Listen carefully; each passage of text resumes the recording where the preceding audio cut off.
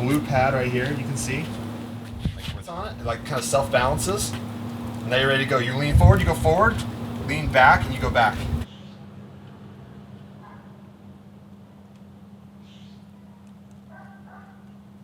This week at episode number 33, I'm going to bring you guys a first flip video of my little brother. Now, he recently got out of the military, and he wanted to do a flip all on his own, without anybody's help. And I'm super proud of him for doing it. He made a profit, he learned a ton of stuff, and I know you guys will enjoy this because many of you, if you haven't already done a flip, this will probably be very similar to the experience that you'll have in your first flip. So hope you guys enjoy that. I'm going to hang out here and ride my one wheel.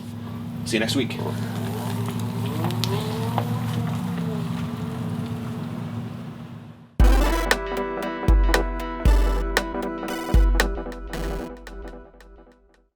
As far as a flip, my first flip goes, it kind of met the criteria. I wanted to be in Salt Lake. I wanted it to be in the 100,000 price point for buying it. And then I needed something that didn't need more than like 20 grand in repairs, because as far as repair money, that's the most I could come up with. I was the highest bidder for a while, and somebody came up and matched me at 127. And then they came back to me finally and said, it's mine for 128 if I want it. And I said, yep, I'll take it 128. I mean, it's a solid 180 house. Worst case scenario, it's a 170. I want to have that safety net. I want to have that safety net in money. I want to have that safety net in the property itself. So at the end of the day, if I don't have to write a check, I'm happy with that, and I'm going to learn a lot. Part of your planning is making sure, seeing what's going to be economical and what's not. Creating that hard plan. Any good general has that battle won up here. It's planned out on paper. The battle is won before you even enter the battlefield. You're gonna pull this off. You're gonna see what you can do. And if it's economical, then you're going to eliminate karaoke night.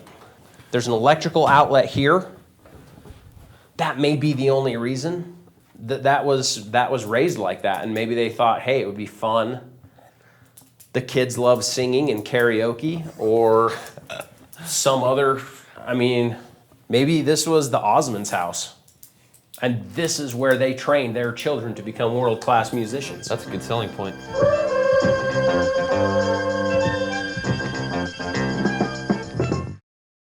I need to have a couple other people walk it with me, I think, again. Hopefully, Matt Oviatt is going to come walk it with me. And then Andy, I want to walk it with Andy. I think the kitchen is going to be a big thing I need to figure out. And like Mark said, it's like, I don't like the tile, but it's a good tile job. Keep it. Keep it? Keep it. This is a relatively new flooring, and it looks like it was laid by a professional. But I don't like that contrast, that dark contrast, and then going into the bathrooms where it's just white, you know? I don't know. I'd have to figure out what's going to look good. This weekend, I'm going to start making some phone calls to some general contractors, handyman. Start getting some, all next week, I think I'm going to be there, probably be there every night, walking guys through it, getting bids. I got to get cracking on this, though, because the clock is ticking, and absolutely want this house gone by January. First week, it's just kind of dealing with crap that when it comes up, like just little things that you just kind of don't think about, or like I didn't think about in the process. Like I started ripping out these like decorative windows that I had, and like I ripped them out because they didn't really match the rest of the house. So I ripped them out, and then after I ripped them out, I realized that the windows in front of them, my vinyl windows, they weren't like security windows. They were just like a single pane, like anyone could break into my house. So then I was like, oh, betch. Like my house was pretty much unsecured. So I had to like go to Home Depot, get a big thing of plywood, strap it to the top of my Subaru, and like drive back to my house with our hands out their window, holding on to this plywood. And I just screwed up this plywood that's sitting up there, keeping the crackheads across the street from breaking in my house. I think it was like Monday or Tuesday, introduced myself to the neighbors. He starts talking my ear off, and he told me that, like, because he was friends with the sellers, that he, like, would like get his pellet gun and like try to hunt these like raccoons when they were like on my roof. And he just tells me, yeah, you know, there's raccoons. We had a raccoon problem in this neighborhood. We had big ones, little ones. I got a trap out in my backyard, but the big ones, they don't go in there because they're smarter than that. So the pest control came out and like he looked at it and he said, he's like, yeah, you definitely got a raccoon. But they're not up there now. So just kind of ghetto rigged some plywood onto the house and no raccoons anymore, hopefully. The whole time I've been working, his name's Gary. I found that out from the sellers.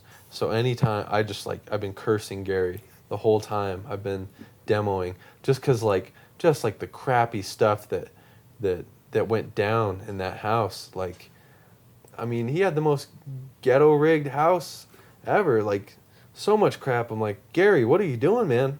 Don't do the work yourself. You can't do it. He needed to save money so that he could afford the trip to Seattle to be a part of the live action role play event. Did you ever see that? LARPCon 2014. One of my favorite things that Mark said when we walked through. Many a game of Dungeons and Dragons has been played here. I sense it.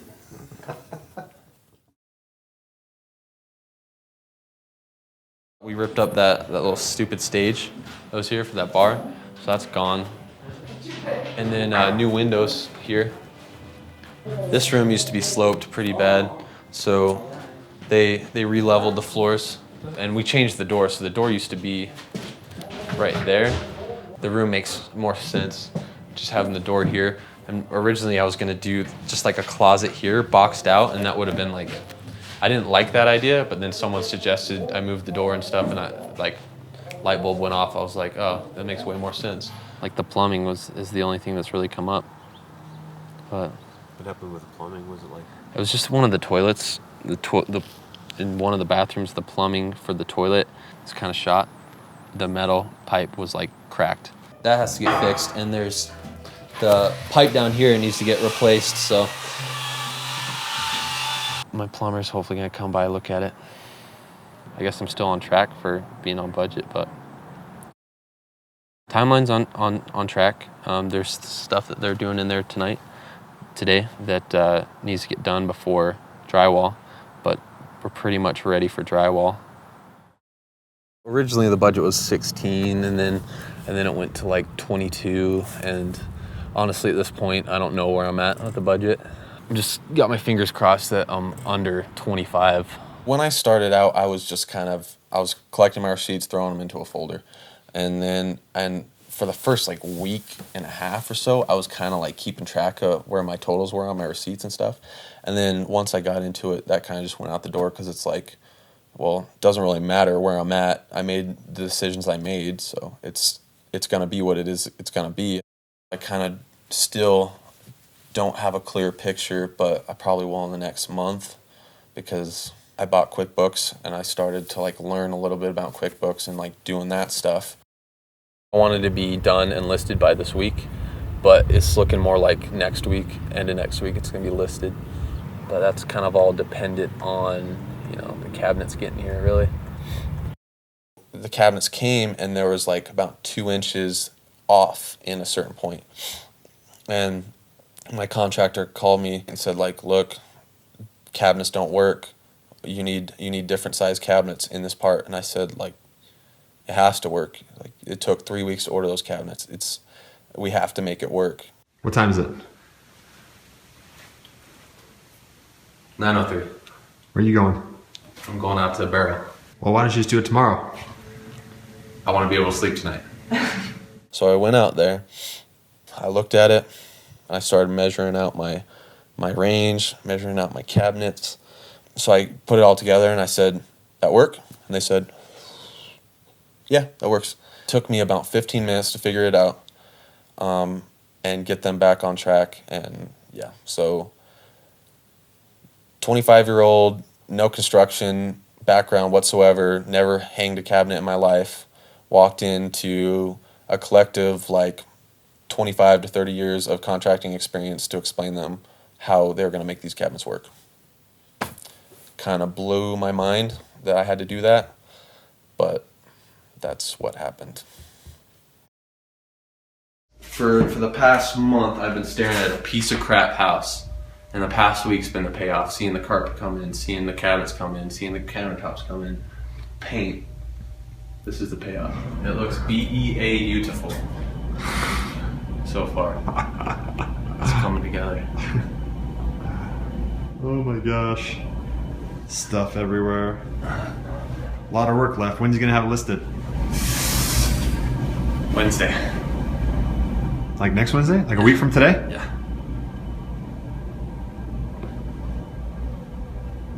Don't be panning like that. Like you don't believe me. When?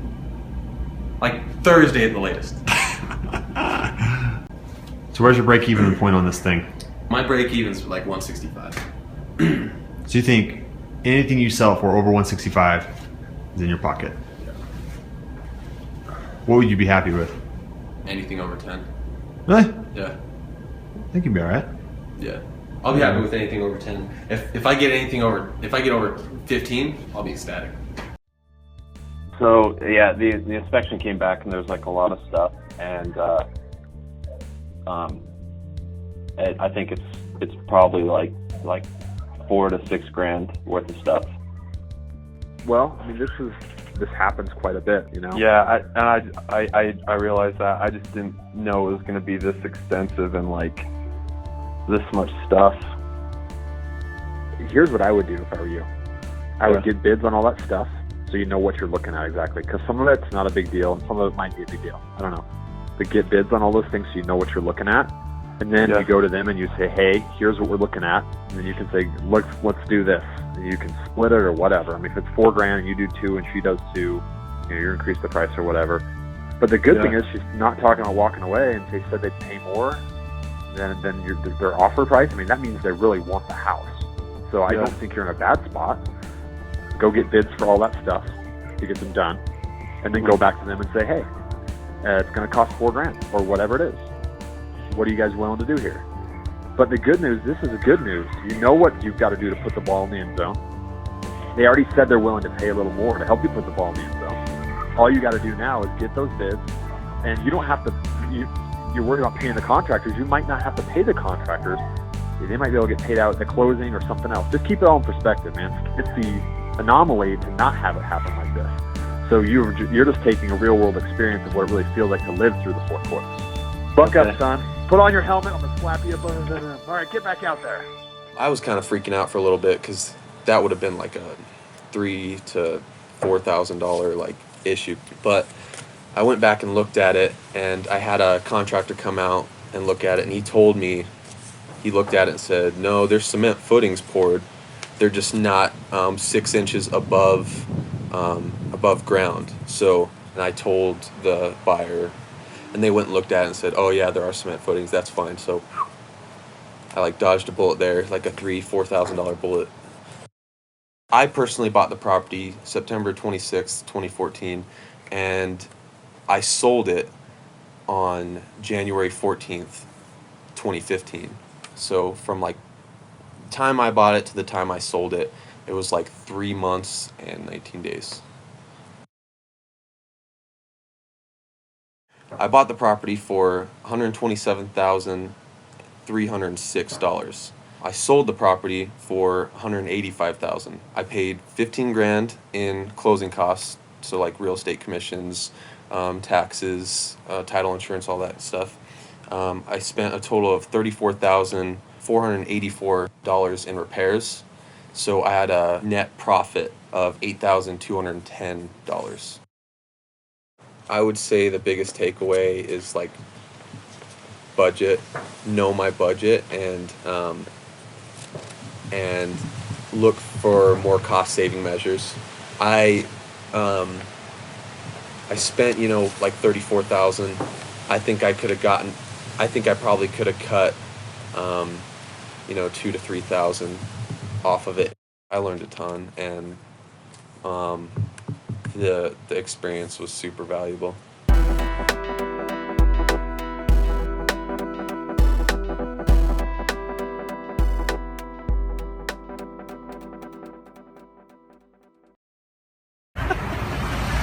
Sweet.